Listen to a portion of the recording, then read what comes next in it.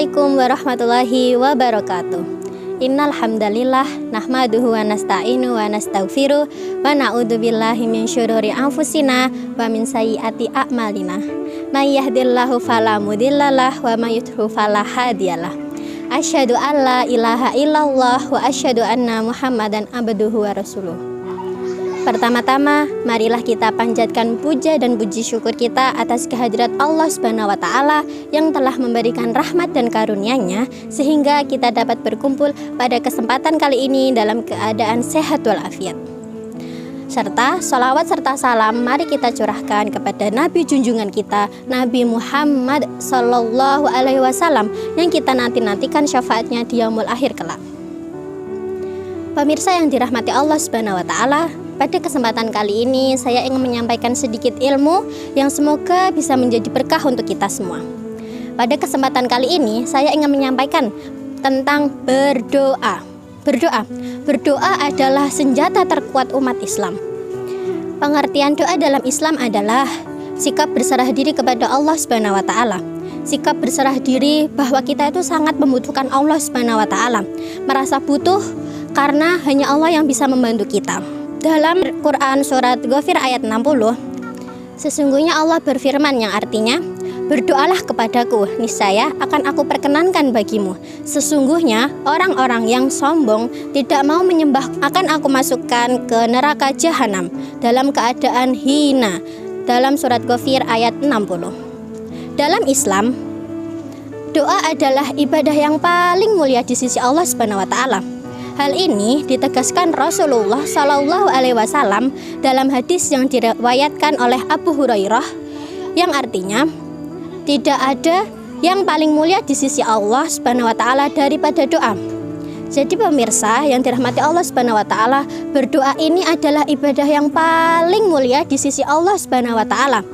Kedekatan Allah Subhanahu wa Ta'ala dengan hambanya terbagi menjadi dua macam, yaitu kedekatan ilmunya dengan setiap makhluknya dan kedekatan hambanya dalam memberikan setiap permohonan, pertolongan, dan taufik kepada mereka. Jadi kedekatan kita terhadap Allah Subhanahu wa Ta'ala memiliki dua, yaitu yang pertama tentang ilmunya, bagaimana ilmu itu bisa mendekatkan kita kepada Allah Subhanahu wa Ta'ala. Yang kedua, mendekatkan hambanya dalam saat kita meminta pertolongan kepada Allah dalam menjalankan segala kehidupan ini dengan cara berdoa. Pemirsa yang dirahmati Allah Subhanahu wa Ta'ala, pada kesempatan kali ini saya juga akan membagikan sedikit waktu-waktu mustajab dalam berdoa. Jadi waktu-waktu mustajab dalam berdoa itu maksudnya mustajab itu tidak akan pernah ditolak Allah Subhanahu wa Ta'ala. Doa yang kita doakan pada waktu itu insya Allah akan dikabulkan oleh Allah Subhanahu wa Ta'ala. Yang pertama, waktu mustajab itu saat puasa dan berbuka puasa. Saat berpuasa, orang yang berdoa saat ia dalam keadaan berpuasa, maka Allah akan kabulkan segala permintaannya. Yang kedua, waktu mustajab yang kedua adalah dalam sujud. Dalam sujud kita tidak bisa dipungkiri bahwa setiap sujud salat yang ditunaikan adalah waktu mustajab untuk berdoa. Jadi setiap sujud saat kita melaksanakan sholat lalu kita melakukan gerakan sujud, disitulah Allah juga memberikan tempat mustajab saat kita bersujud kepada Allah Subhanahu wa Ta'ala. Yang ketiga, di sepertiga malam terakhir. Di sepertiga malam terakhir adalah waktu yang mustajab untuk berdoa. Ketika banyak orang yang tertidur pulas, kita bangun untuk berwudu, sholat, lalu sholat tahajud kepada Allah Subhanahu wa Ta'ala, lalu berdoa, meminta segala urusan kita dipermudah oleh Allah Subhanahu wa Ta'ala.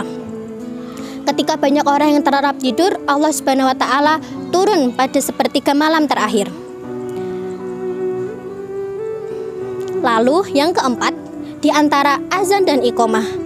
Ketika sudah mendengarkan azan berkumandang, lalu kita menjawabnya, lalu di sela-sela azan dan iqomah tersebut, itu adalah waktu yang sangat mustajab. Pemirsa yang dirahmati Allah Subhanahu wa Ta'ala, jangan lupa ya, di antara azan dan iqomah. Selanjutnya, yang kelima, saat turun hujan.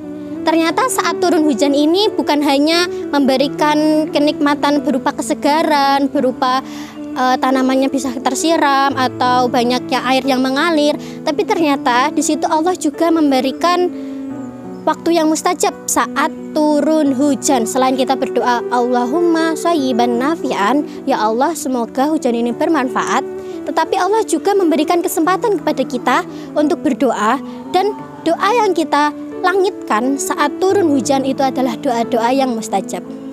Lalu yang terakhir, yang keenam, yang terakhir ya, ketika hari Jumat. Masya Allah, sebegitu spesialnya ya hari Jumat ini. Selain hari Jumat adalah Jumat berkah, kenapa kok dinamakan Jumat berkah? Karena hari Jumat ini juga merupakan waktu di mana ketika kita berdoa kepada Allah Subhanahu wa taala akan diijabah segala doa-doa yang kita minta. Biasanya kalau hari Jumat itu waktu yang paling mustajab itu setelah sholat asar. Nah, Jumat sore. Mungkin cukup sekian yang bisa saya sampaikan. Kurang lebihnya saya memohon maaf. Jika ada salahnya datang dari saya sendiri, dan jika ada benarnya itu datang dari Allah Subhanahu wa taala. Akhirul kalam. Wassalamualaikum warahmatullahi wabarakatuh.